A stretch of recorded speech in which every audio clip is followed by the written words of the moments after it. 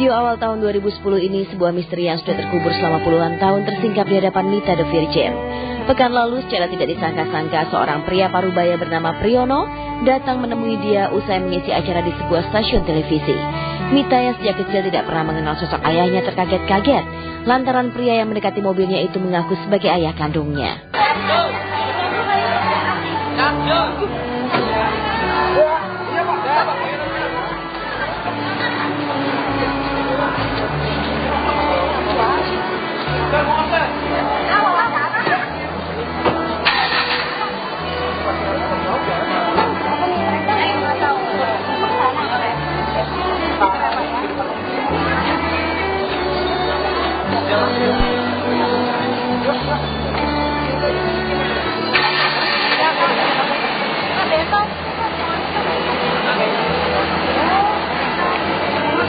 Saya buka pintu, nak, salam, disambut.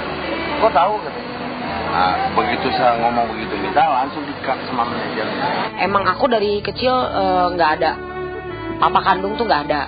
Dari kecil tuh dari kata nenek, dari umur 3 bulan papa kandung tuh udah ninggalin. Kalau tiba-tiba misalnya seandainya tiba-tiba nongol, paling aku cuman ngeliat mukanya dari ujung kaki sampai ujung rambut, udah cukup itu aja. Paling gitu doang reaksi. Kalau misalnya lebih lanjutin lagi, misalnya dia mau balik, mau ini, mau apa misalnya, ya aku nggak akan mau. Bukan hanya Mita yang dibuat tersentak oleh pengakuan Priyono. Melihat reaksi Mita, manajer Mita menarik Mita ke dalam mobil. Tapi reaksi Mita dan sang manajer tidak melumpuhkan hasrat Priyono untuk menjamah cewek tomboy yang dia akui sebagai putrinya itu. Tapi Mita yang ditinggal oleh ayahnya sejak umur 3 bulan, dengan terpaksa pergi dan membiarkan Priyono berdiri mematung karena tak bisa memenuhi hasratnya untuk memeluk Mita.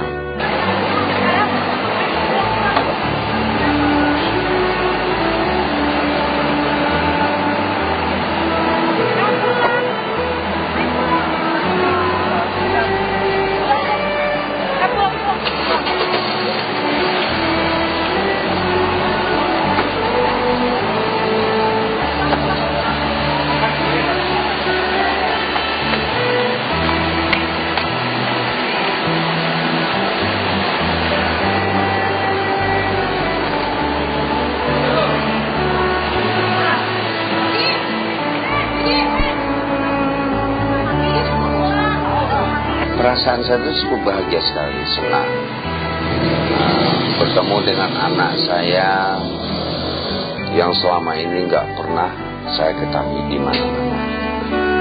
Dan ini saya tidak menyesalinya, saya tidak menyalahkan siapa-siapa. Tapi itulah Mita. Aku sama keluarga, sama mama udah terbiasa hidup tanpa dia. Untuk apa gitu? Untuk apa dia tiba-tiba nongol? Kehadiran Priyono mengorek luka lama di hati Mita. Pasalnya, sejak kecil ia tidak pernah melihat rupa ayahnya. Mita semakin terluka melihat betapa ibunya bekerja banting tulang menghidupi dia dan adik-adiknya. Sementara ayahnya tidak pernah sekalipun ikut merasakan derita dan perjuangan mereka. Gak tahu gimana ceritanya, pokoknya aku cuman dengar dari nenek. Jadi ditinggalin karena satu hal. Sampai akhirnya mama merantau ke Jakarta. Aku tinggal sama nenek, sama adik-adiknya mama di Bangka. Dari umur 3 tahun sampai dari umur 3 bulan sampai 3 tahun baru balik lagi ke Jakarta ikut mama. Saya ingin memeluk anak saya. Sebab dari bayi, sejak dia lahir, dari bayi sampai besar begini saya belum pernah menggendongnya dan sekaligus memberikan dia nafkah. Di dalam ini saya sangat-sangat pilu sekali, sedih. Jadi ada usaha keluarga mama 20 tahun itu yang ngidupin mama. Jadi kan mama kerja sendiri kan. Mama ngidupin anaknya tiga gitu. Nyekolahin sampai aku lulus SMA, sampai adik aku yang nomor 1 lulus SMA, itu semua dari usaha keluarga itu, ngurus biro jasa. Sebagai seorang anak pernah terlintas di hati Mita keinginan untuk menyingkap jati diri ayahnya. Tapi keinginan itu pupus demi melihat air mata ibunya saat pertanyaan itu coba ia utarakan. Sejak saat itu Mita tidak ingin mengungkit-ungkit lagi soal jati diri ayahnya dan menganggap dirinya sebagai anak yatim. Ia cukup mengetahui saja sosok sang ayah yang pernah digambarkan oleh mendiang neneknya. Nenek ini cuma bilang, adalah pokoknya papa tuh katanya orangnya orang Padang. Terus nenek juga bilang katanya persis banget kayak Mita, tinggi katanya, gede, pokoknya persis Mita banget deh, muka Mita tuh mirip kayak papa, kata nenek gitu. Saya akan mengatakan sama Mita sebagai seorang bapak, udah masa lalu kami, papa dan mama adalah masa lalu kami. Jadi Mita jangan sampai di dalam persoalan ini menjadi orang yang frustasi. Aku berusaha pengen dikit korek-korek sama mama. Pas tahu dari nenek pengen ngorek ke mama nangis. Nah dari situ pas ngeliat mama ditanyain nangis, dari situ aku janji sama diri aku sendiri aku nggak akan pernah nanyain lagi. Makanya saya berterima kasih dengan mamanya dan saya ingin sekali memeluk Mita. Mita bukannya tidak menaruh rasa hormat dan terima kasih bila ada yang mengaku sebagai ayah kandungnya.